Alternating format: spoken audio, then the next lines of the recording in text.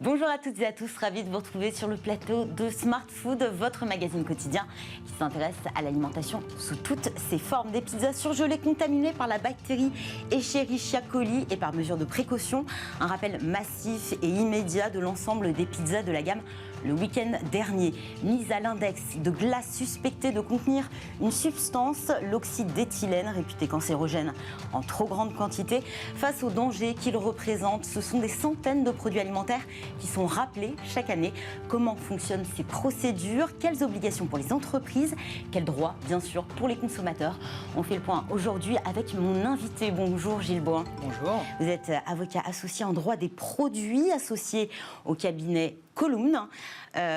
Votre credo, c'est faire du droit des produits un pilier de l'entreprise. Le cabinet accompagne les entreprises qui fabriquent et distribuent des produits alimentaires et bien sûr de grande consommation. Je parle de rappel des produits. Qu'est-ce que c'est exactement ? Un rappel, c'est un produit qui va être concerné par un problème de sécurité. Et en fait, l'entreprise va mettre une procédure qui va aboutir à le retirer et à le rappeler des consommateurs. C'est-à-dire que le produit est déjà acheté par le consommateur, il l'a soit déjà chez lui, dans son frigo, ou déjà consommé, et donc on va l'informer qu'il y a un problème et lui dire quoi faire, ne pas le manger, le rapporter au magasin, voire consulter un médecin s'il y a certains symptômes. Il y a aussi ce qu'on appelle des procédures de retrait. C'est quoi la différence finalement? Et est-ce qu'un retrait conditionne systématiquement un rappel? Alors, non, pas forcément. Le retrait, il est un tout petit peu avant. C'est-à-dire que le produit va être bloqué avant la vente. Donc, il va être retiré des rayons, il va être isolé dans les stocks du fabricant, il va être éventuellement bloqué sur les camions de transport, les plateformes de logistique.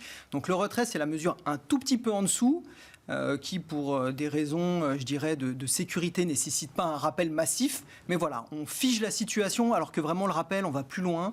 Et c'est plus dirigé vers le consommateur et ça lui dit de ramener le produit.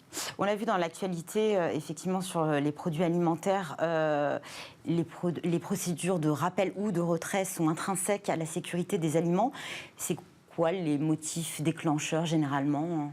C'est des contaminations? Alors, vous avez évoqué deux sujets au début de l'émission. Il y en a un, c'est les contaminations microbiologiques, donc des bactéries qui vont contaminer de la pizza, du fromage, de la viande.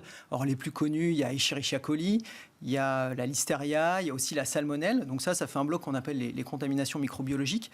Il y a aussi les problèmes liés à la chimie. Donc c'est le deuxième exemple que vous avez donné, l'oxyde d'éthylène, qui est en fait une substance qui est suspectée d'avoir été utilisée justement pour enlever de la salmonelle dans certains produits.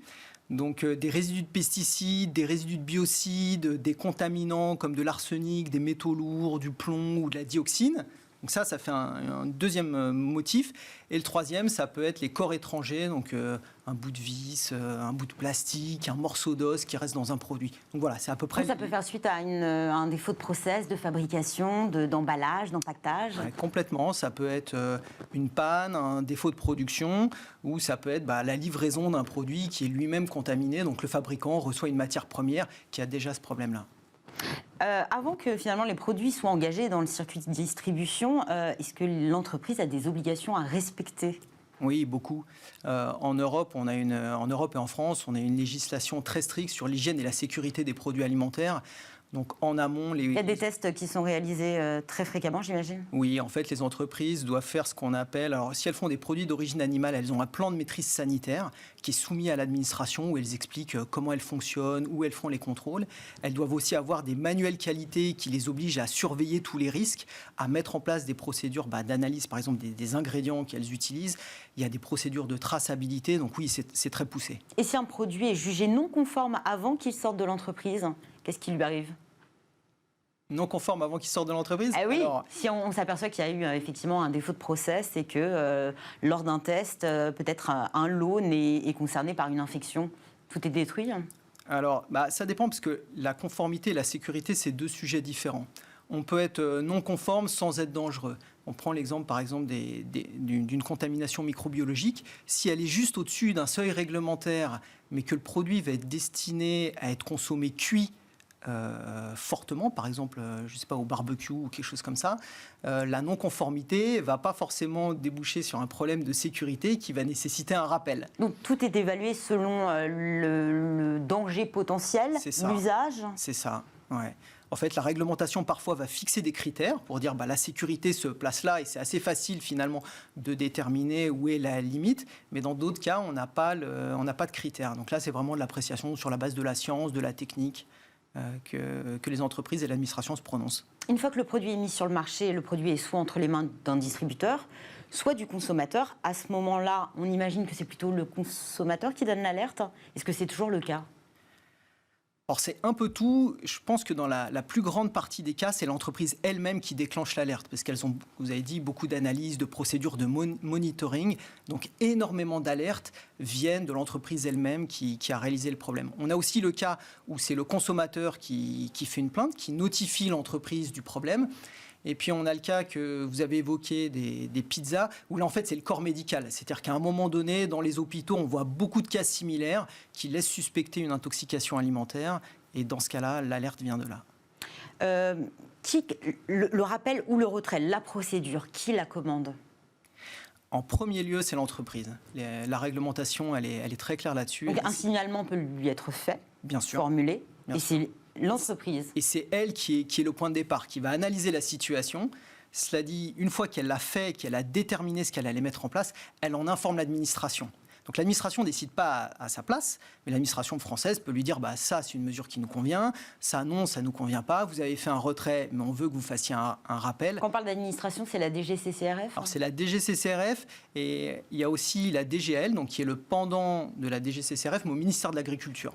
Ils sont rassemblés dans la même entité au niveau local. Mais voilà, c'est les deux administrations qui s'occupent de la sécurité des produits en France. Lors d'un rappel, comment on s'organise finalement ? Comment il est opéré ? On se base sur le numéro de lot, j'imagine ? Exactement. Le numéro de lot, c'est la base parce qu'il y a un principe qui est que si un produit a un problème de sécurité, l'intégralité du lot est présumée l'avoir également.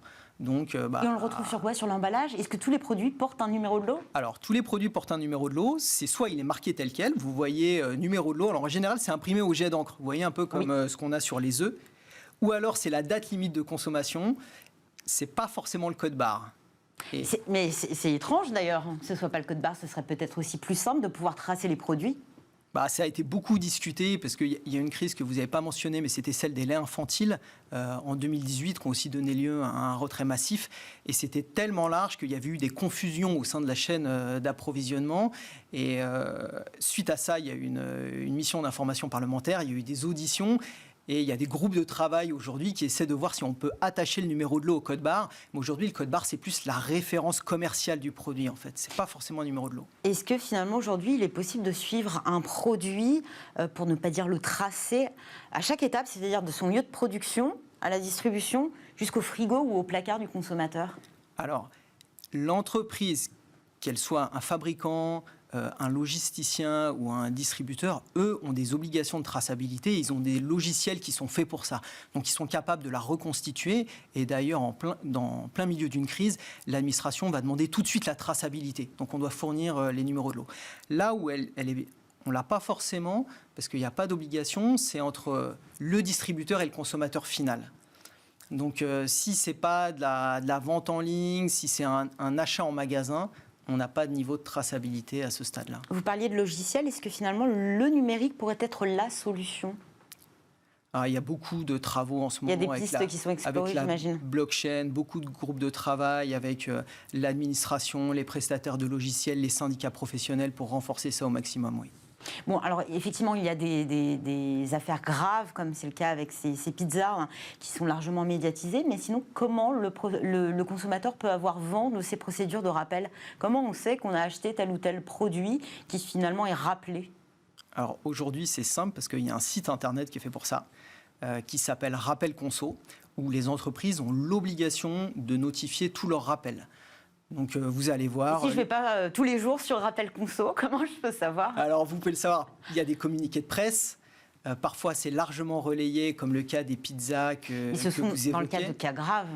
Ouais, dans le cas Et de cas finalement, graves. il y a plusieurs centaines chaque année de procédures. Il y a souvent des retraits, il y a souvent des rappels. On peut le voir en rayon, parfois des affichettes de rayon. On peut le voir sur les sites internet les sites Drive, les sites des distributeurs. Vous avez parfois une section rappel.